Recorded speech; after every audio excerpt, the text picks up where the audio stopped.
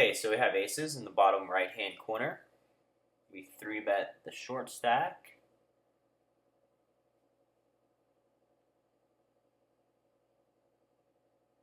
And he calls. This is a pretty dead flop. With only 2 bets left, we can make a good argument for just checking and inducing a bluff, but we opt to make a small bet and induce a bluff that way.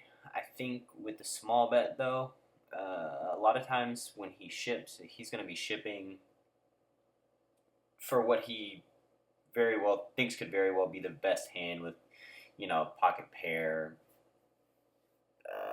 things like that. I think his total bricks, Jack 10, Queen Jack, Queen 10. He's just gonna fold to our bet, not try to peel or do anything silly. So really should have just checked. Welcome to Enhance Your Edge's first high stakes video. This is going to be comprised of only 5-10. And I hope you enjoy. If you haven't checked our site out in a little while, check it out. Lots of things are changing. There's a promotion up on our site. If you join our email list, you have a chance to win free poker coaching for an entire month, which is worth $600. I very much ask you to go check that out.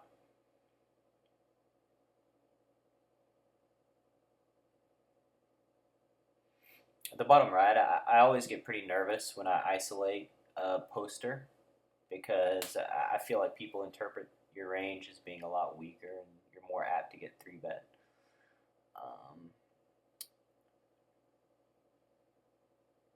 Top left, limper bet pot, we called.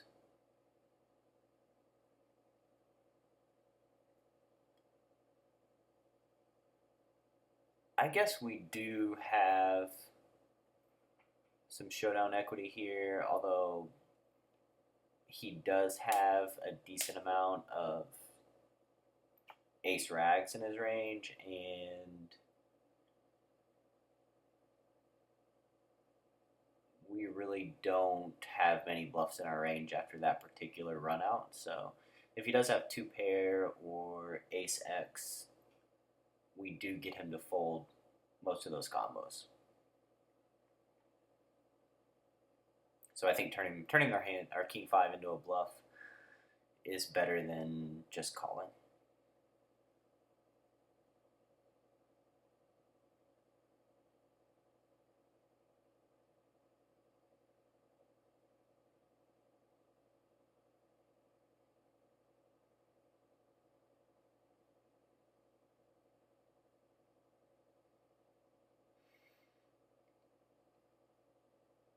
Peeling with the ace deuce at the bottom left is, honestly, 3-betting this guy is good because he can never have very much. The biggest problem is he's quite clearly a fish, and even when fish don't have good hands, they're still apt to go bananas. And ace deuce is just not a hand that I really want to go to war with.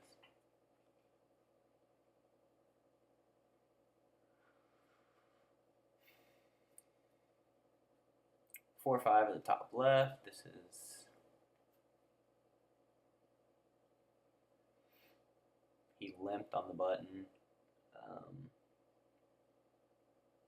Instantly bet when the ace came. Could have called the turn with a lot of ace 5s, ace 6s, or hands that had value before that. I think folding is the right play. We just can't win often enough to muster a call.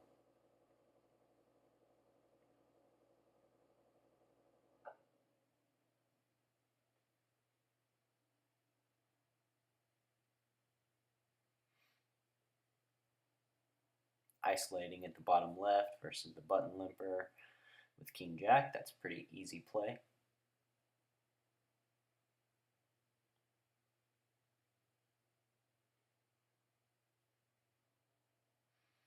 I love 10 high boards with hands like King Jack that have blockers for Jack 10 and King 10, hands that he's likely to have limped with. So they're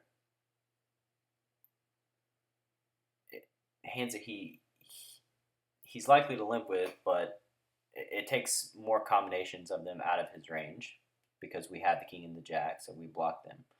So Queen 10, 9, 10 are, I would say, hands that are at the top of his range. I don't think he limps Ace 10.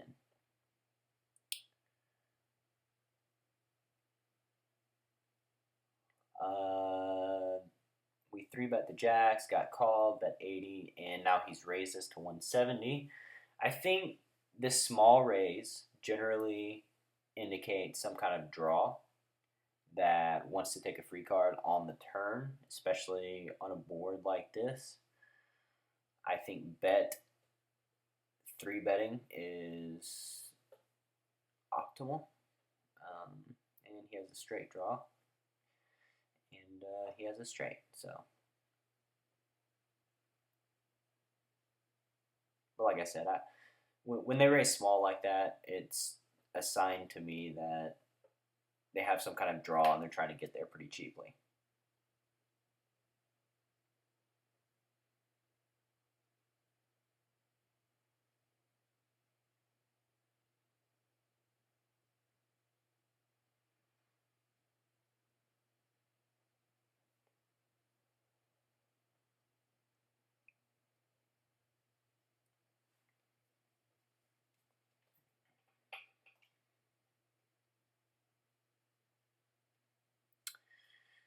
Leading with the Queen 8, I don't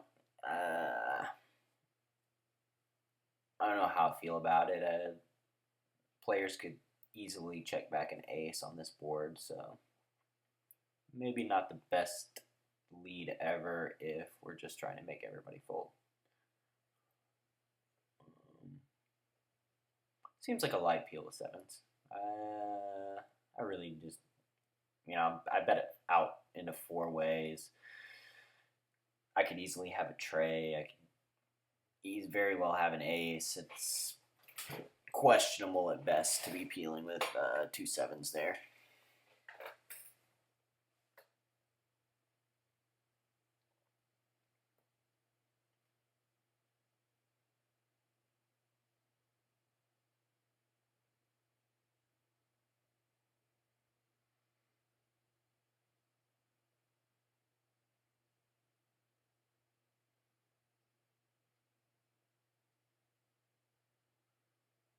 And I guess I can go back to the 9-7 hand for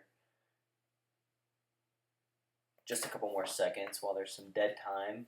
I really think that when you have hands that have value, if I were to have the nut flush draw, he wouldn't want to be raising me in position that small amount and letting me draw to my hands that have a lot of equity. And also the turn, his raise didn't set up a shove on the turn, which just makes it less likely that he has value. Most value hands are going to want to raise the flop, and if I call the flop, they're going to want to be able to stick their whole stack in on the turn. And when he made it 170, there was going to be about 440 in the pot or some 450, and he had over 500 left. So his sizing just doesn't make sense, and that's a very, very easy way to discern when somebody's at the bottom of their range.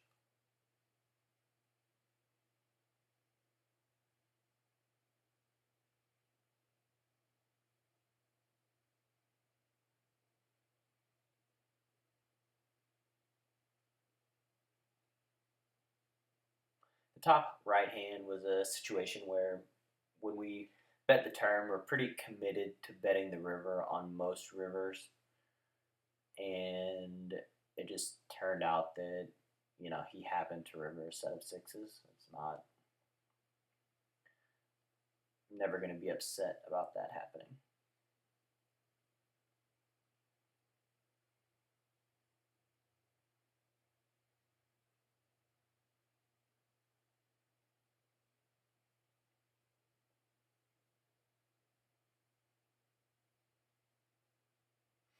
top left, instead of going with our limp raise strategy, we're really just raising the king jack for value because he appears to be pretty fishy.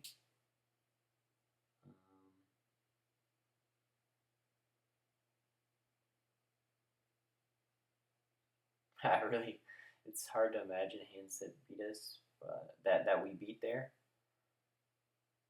But King 7 is one that we do beat. We opt to raise to 30 with aces on the button when we normally raise minimum because of the fish in the 1 seat. He's playing 62% of his hands. We want to build a pot in position, and the sizing really doesn't matter to him. So when he 3-bets it, we decide to 4-bet min, just click it back because he's not going to fold. Once he 3-bets and he's facing a min 4-bet, he's just not going to fold. Classic situation at the bottom right where the button min opens, the small blind 3-bets. I think decent players are going to be 3-betting very often to defend their small blind versus the button steals. So it allows us to let's open up our cold 4-betting range with 7-9 off. And most people I talk to like having blockers when they open up, when they 4-bet in a situation like that. But I mean, the beauty about the 7-9 off is if anything crazy happens, you just have 7-9 off. You made your initial investment to try to win the pot with the 4-bet, and if you get called, then generally you give up because hands that can call a 4-bet are hands that are at the top of people's ranges, and it's pretty hard to get them to fold it. You can trust me, based on personal experience, that when you feel like somebody's at the top of their range, trying to make them fold is really tough.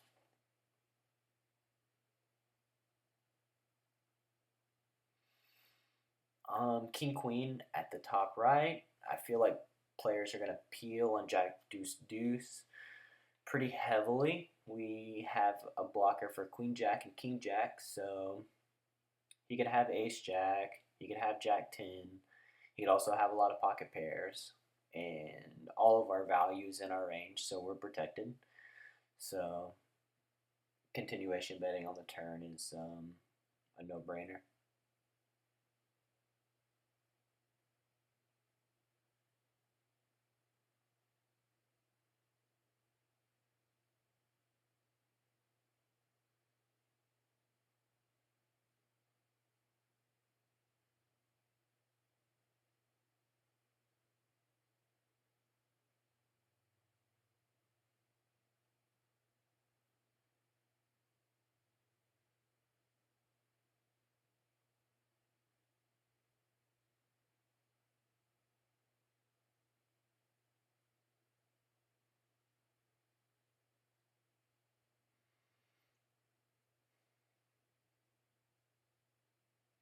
Limping with 5-6 suited. This is not a hand that you want to race with from the small blind versus the big, in my opinion, unless the big blind is a very tight player or a very passive player that will call and fold to a lot of flops. Because any players that is aggressive, that will 3-bet us more often than not, that will call and try to outplay us post flop, it makes it really tough to play out of position with these type of hands. So in order to take away that edge, I love limp raising. Because when you limp raise, it's not a play that tons of people do. So you give them a chance to overextend themselves a little bit, and then we go after them. Not the greatest of runouts for 5-6. When he calls the limp raise, I think he generally has a hand that has us crushed, or sometimes a pocket pair. I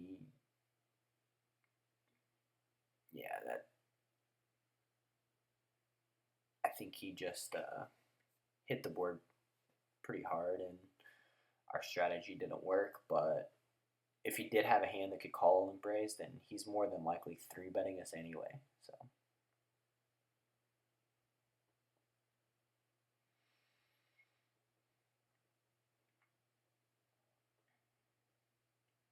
c-betting at the top left.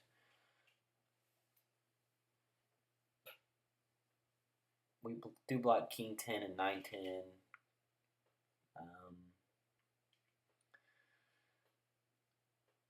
I think it's a spot that's hard for my opponents to hit. So don't really mind, even though the 3-seat seems to be going wild and doing what he can to get his stack in the middle.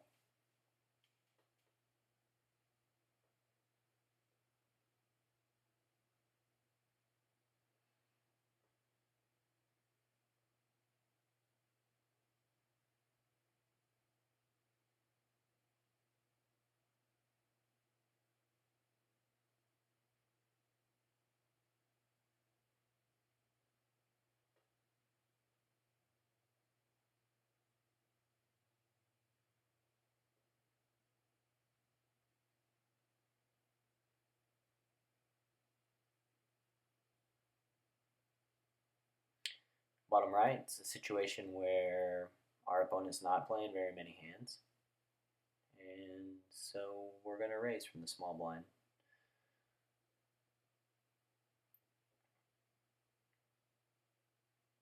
Scare card pops up on the turn on the bottom right.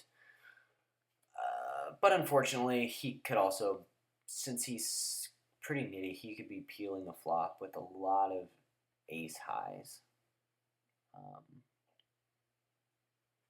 But if he did have queen jack or queen 10 or something like that, then it appears as if we're going to follow through on our bluff, which I don't really mind. We have a lot of value in our range, so it's a pretty believable bluff.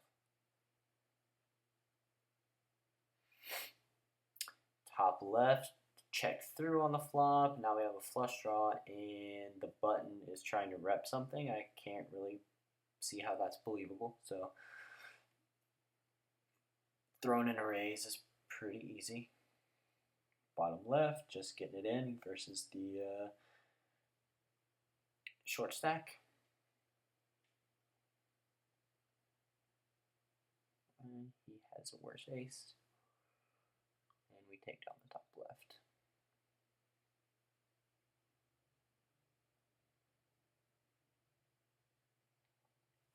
The reason it's not very believable on Jack 8 that the preflop raiser check back a big hand is just, it's really hard to make a big hand. And most players who want to be balanced are going to bet their big hands on the flop so that when they do continuation bet, when they have nothing, their range is protected. They can't just get raised with impunity. And so it's just very, very, very unlikely that he has a huge value hand. And we actually do have some jacks in our range and some full houses and stuff like that. So even though it's still hard for us to be hitting Jack 8, it's a little bit more believable than him.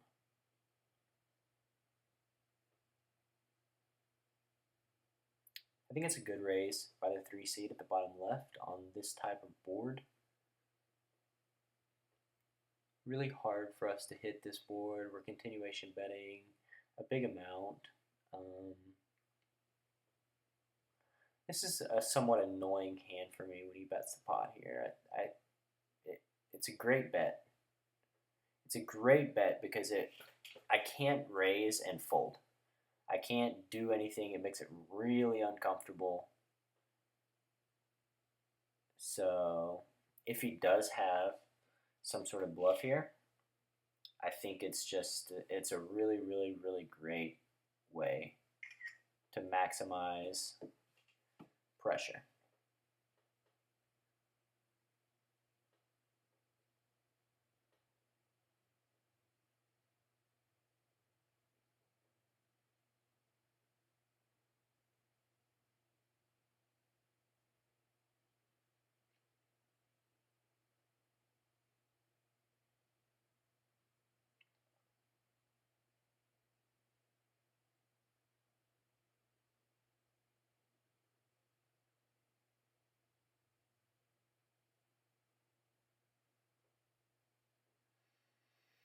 three betting the ace nine, we could opt to call. He's just stealing 100%, and I think it's a coin toss as to whether you want to three bet it or just flat. We flop top two, which is huge. There's two bets left. We can, I guess a little bit more than one bet that we can make on either street. So we're likely to get floated on an ace high board. So I don't generally like to go with a bet, but then we get the unfortunate run out of king, and once he checks back the flop, it kind of leads me to believe that he has an ace. A lot of his gutter balls, all of his floats, they all bet the turn. So we can pretty much rule out those. The only hands that don't bet the turn are gutter balls that turn to flush draw as well, where they have a decent amount of equity and they want to be sure to see the river.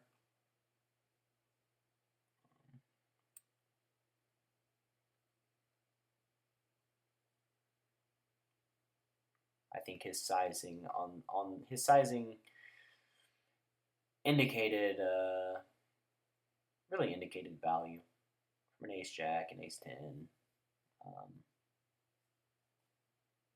Who knows? Maybe floated us with king X and got an exceptionally good run out.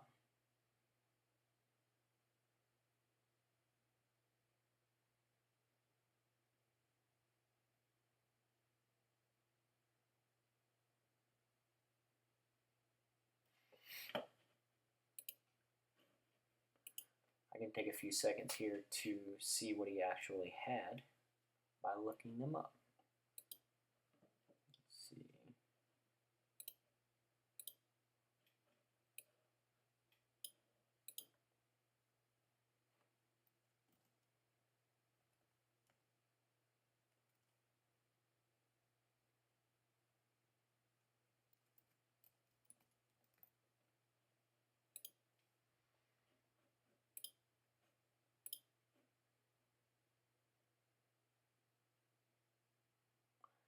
And as it turns out, he did have the 10-8.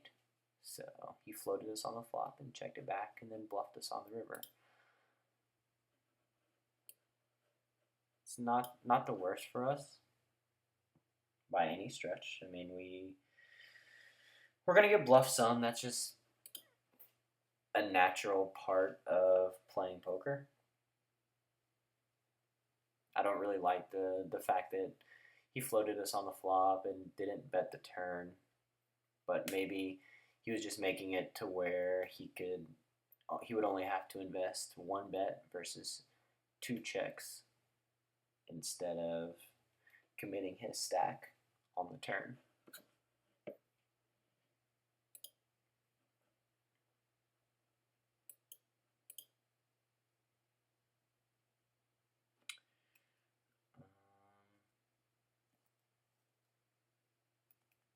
See the other hand, the 8-5 hand.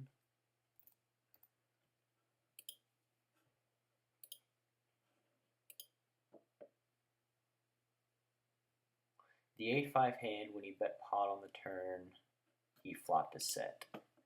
So he actually did have a good hand.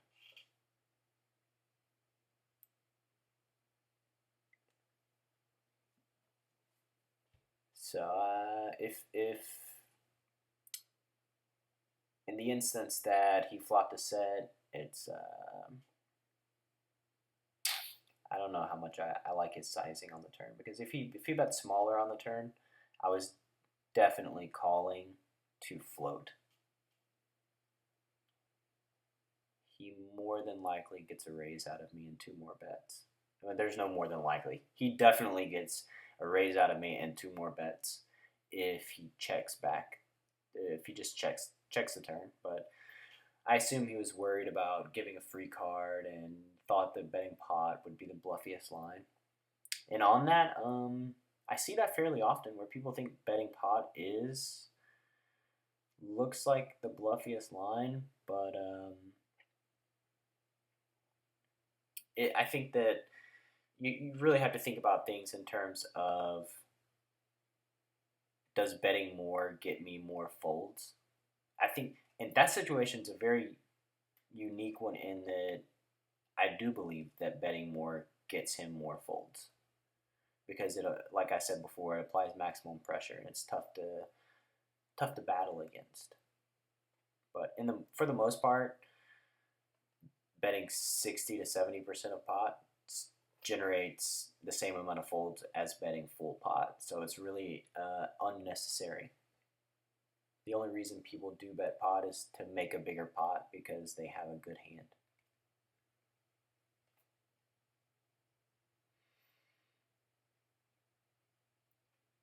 We could for sure be 3-betting the ace queen of spades, but I don't mind just flatting out of position.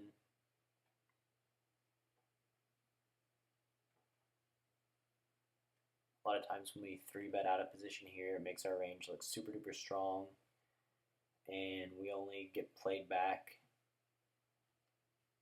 with hands that don't our hand doesn't play so well against out of position. When we call, we include a lot of their bad hands and can proceed. But you can't fault anybody for 3-betting ace queen suited in a 5-hand game.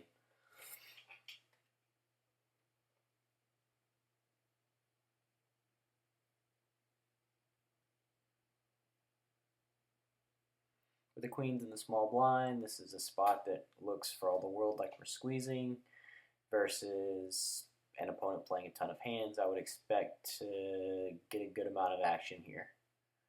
I would expect to get it jammed in our faces fairly often just because it looks like we're stealing. And we fade the ace jack.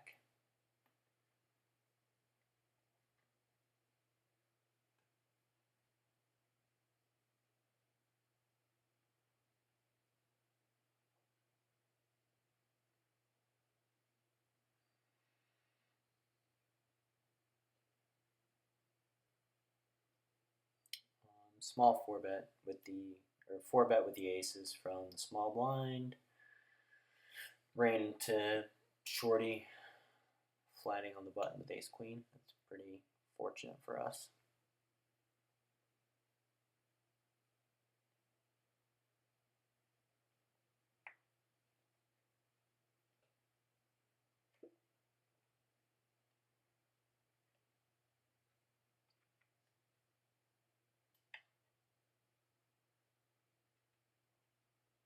The ace-4 at the bottom right. It's pretty normal play. I do love this raise here because we can fold out a lot of the better hands and keep a lot of the draws in, and we just check back. So we can fold out ace-10, ace-jack. If we plan on calling 2-bets anyway, this is a way for us to put the second bet in the pot, fold out the hands that might value bet us that we end up paying off, and get called by the hands that have decent equity.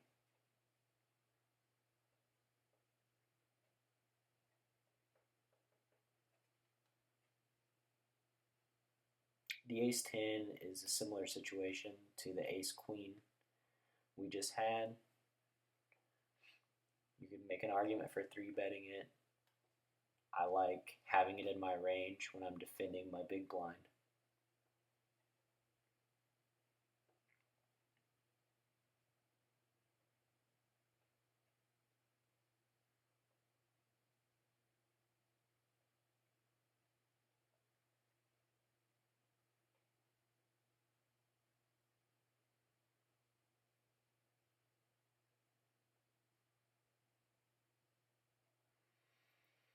It's really a squeeze spot with a queen 9. I do like a 4-bet here. We're playing somewhat nitty. 4-bet looks pretty strong, and I think his 3-bet range is pretty weak on the button.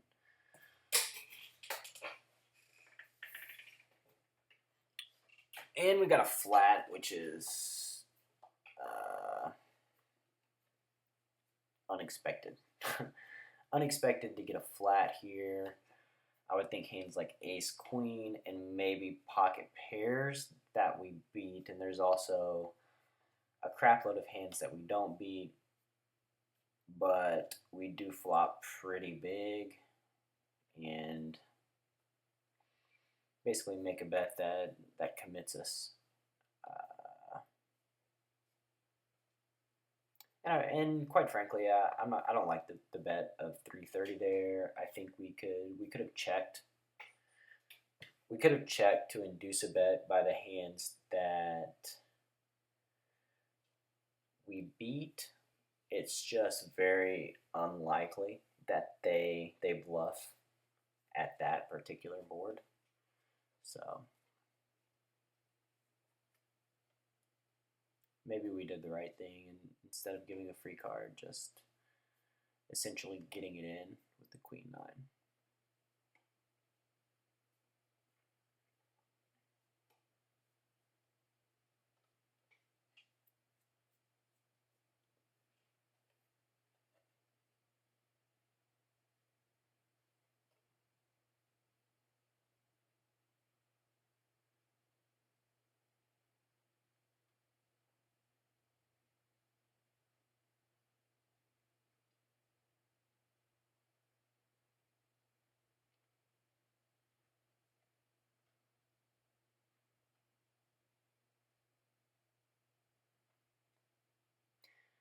It looks like these tables, they're fairly tough. The bottom right-hand corner, the guy that we got it in against that had the ace-queen when we had the aces looks to be a very weak player. And again, at the bottom right, this is a spot that looks like a squeeze. I expect to get some action, and we do. From the gentleman in the 5 seat that I was just talking about. There's one bet left here. Tray 4-7. We can pile. We could make an argument for checking back, and we can make an argument for betting a third pot to try to induce some kind of action.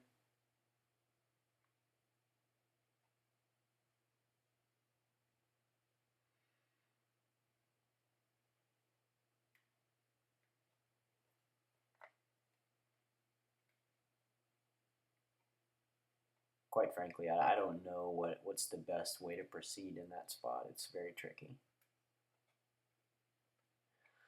And the gentleman gets lucky with ace-10 off and lives to fight another day. Oh, at another table.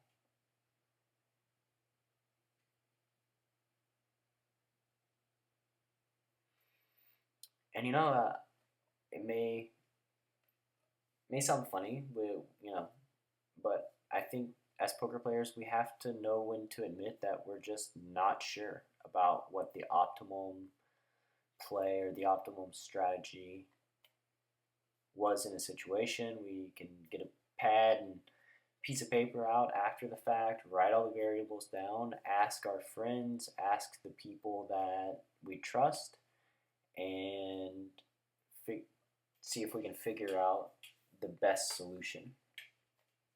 Never be afraid to admit that you don't know. It's better to admit that you don't know and search for a solution than just pretend you know and move on.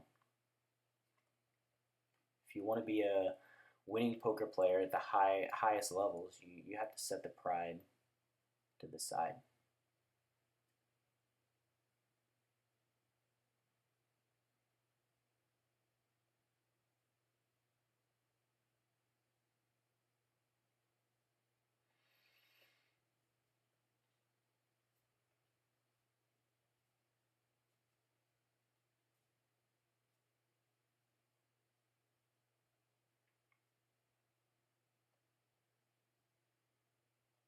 think we kind of over-rep our hand with the king 9 if we raise the river, and it's hard to get paid off.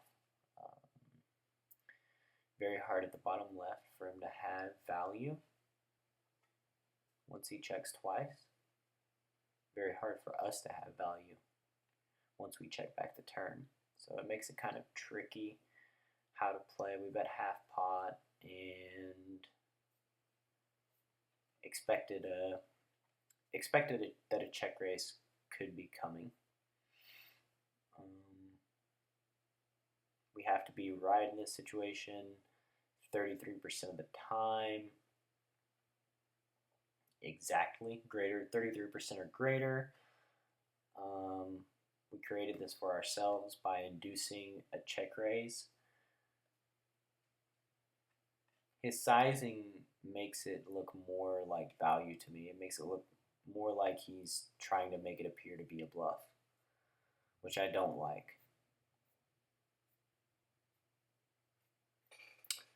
Bottom right hand, we get an awful run out and an instant ship. Makes it very tricky.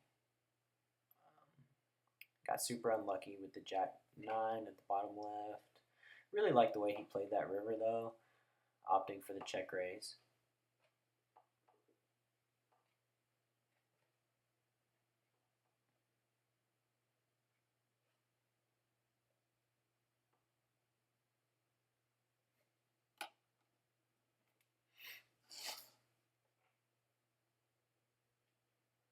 The 7's at the bottom left. It's a tricky spot, getting 3-bet by such a nitty type player in a spot where he's expected to 3-bet often. I think we could just let it go. I think 4-betting is not the worst.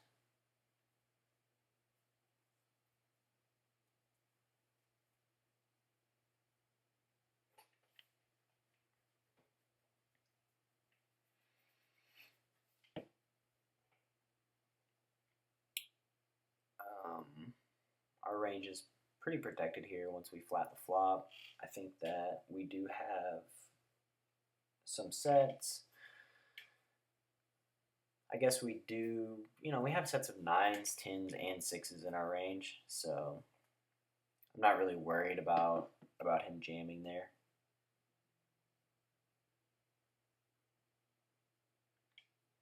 And exploiting us. I'm going to take a few seconds and look up this hand. The ace-jack hand.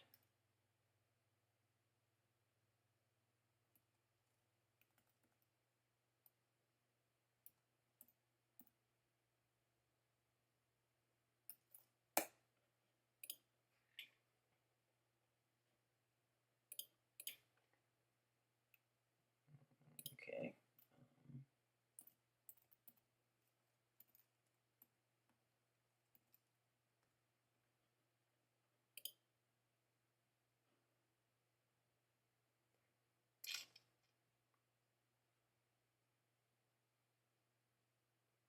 Well, I'm trying to anyway.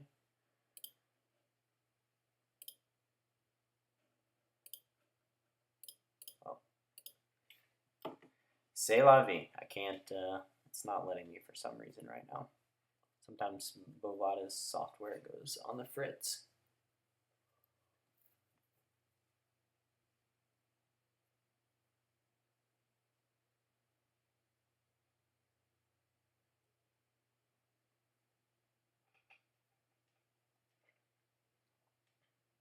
As you can see what I was talking about when we 4-bet at the top right, in situations like this, players are more apt to 3-bet the button. I think ace-9 is not, it's not anything out of this world, so if we do get 4-bet in our face, we don't lose. It's not like we're losing a ton of value by not being able to see a flop, so we have a blocker. Those are really the type of hands that I enjoy 3-betting the button with. It's super annoying to 3-bet the button and get 4-bet and not get a chance to realize your equity in position. Calculated risk at the top left, we were trying to actually rep king queen. We had blockers for ace king and king jack.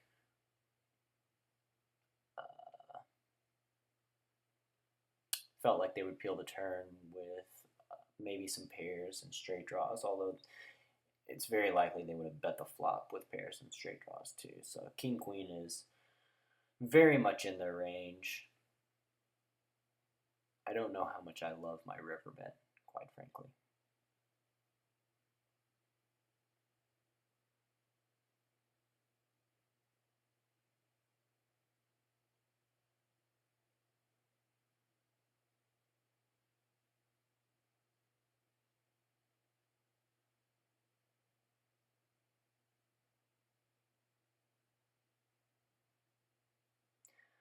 I apologize if I've missed some hands. I know that sometimes there's a lot of dead time, and then there's like a tsunami of action, and it's easy to lose track.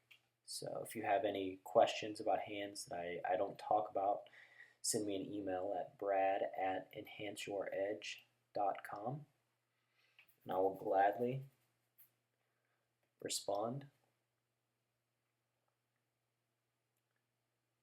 Don't forget that if you'd like to have free poker coaching from myself for a month, go to enhanceyouredge.com and sign up for my newsletter. I think there's tons of value in the newsletter itself, and it's a free roll. If you just sign up for it and hate what I have to write about or hate what I have to say, it's you can unsubscribe at the click of a button. There's really nothing to lose.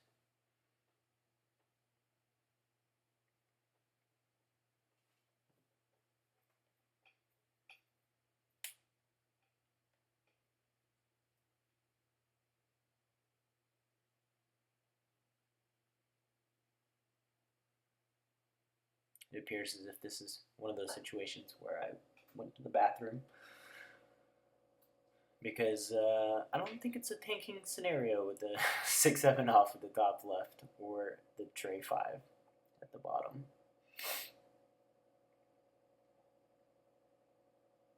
One of these days on a video like this, I'm going to wake up with aces and be very sad that that was the time I decided to take a bathroom break.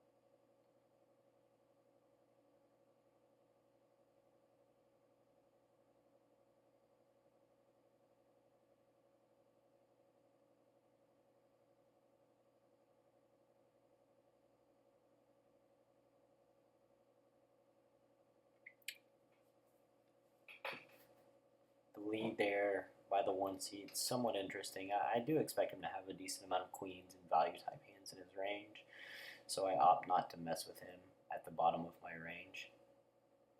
It's a pretty dry board. I generally don't expect him to do it with just stone cold air balls, so I give him a little credit and decide not to combat him.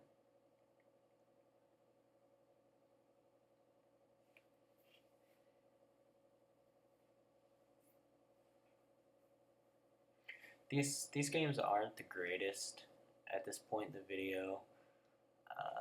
I will make mention of one thing that I don't think I've talked about before. Whenever I'm sitting at a table and I am unsure, you know, that's questionable. The game looks tough or whatever. I love the fact at the bottom table that I'm to the left, or that I'm to the left of the money, and that the person directly on my left that can apply leverage to me is a short stack. I think this gives us an edge in general. We want to be to the left of the money, and the players to the left of us, we want them to be short because it reduces the level to which they can use position to their advantage against us. And we increase how much we can use our position by being to the left of the money. So I think that's a positive, and that's something that you should really be thinking about when choosing a seat. If it's close, obviously you want to sit to the left of the fishiest looking player.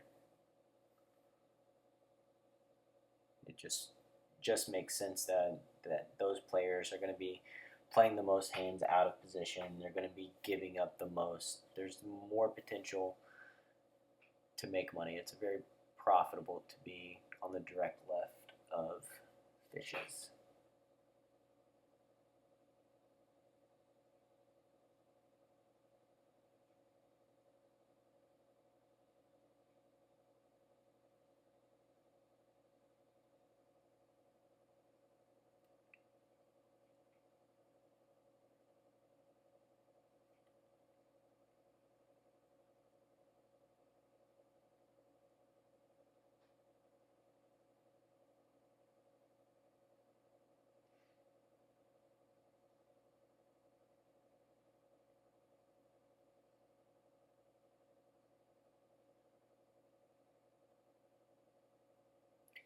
Isolating versus the poster, like I mentioned earlier, always looks pretty weak to me.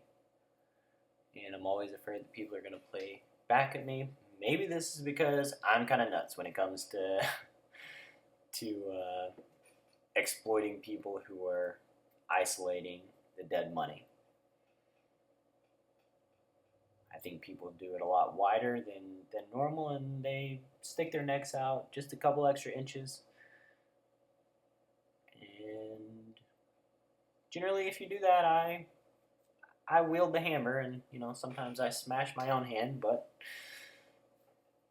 that's just my style.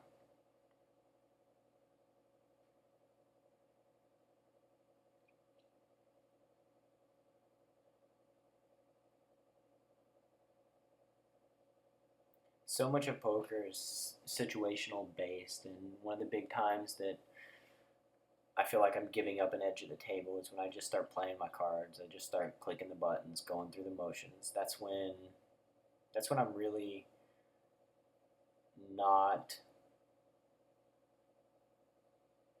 at my peak abilities. And it's generally when I tend to go on pretty bad downswings and can't figure out how to win.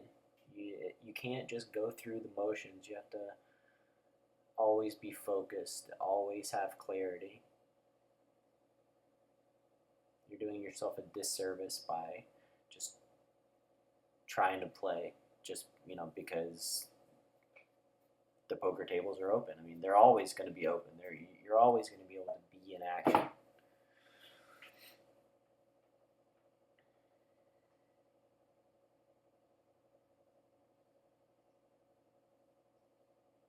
I really like a check with the queens here. We block queen jack, which is the nuts.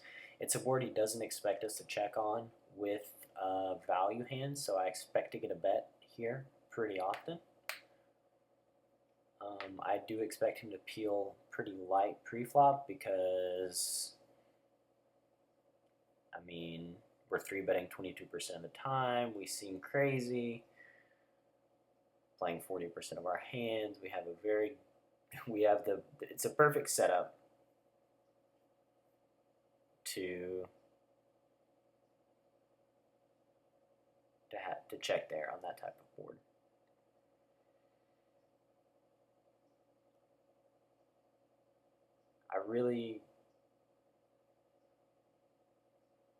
I guess I went through a lot of options there, ended up betting half pot so that he could call to get a chop because it's very tough for us to have a queen.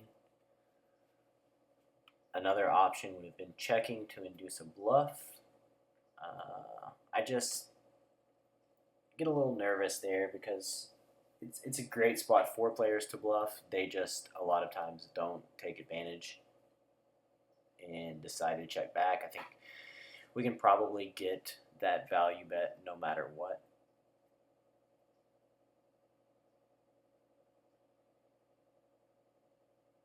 And we're probably not going to get 2 bets. I mean, he's not going to call a raise. So you're looking at a difference of him checking back, costing us 170, or maybe he does bet like 260 and we get an extra 90.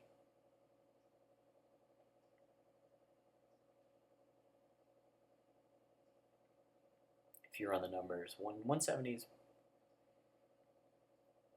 probably close to the optimal play.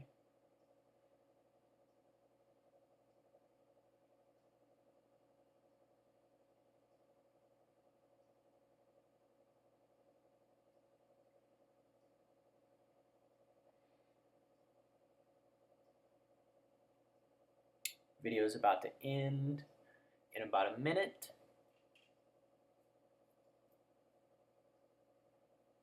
Isolating the limper with king jack off. We get 3-bet from the small blind. I could make a very solid argument for 4-betting there, but the problem is the 1 seat.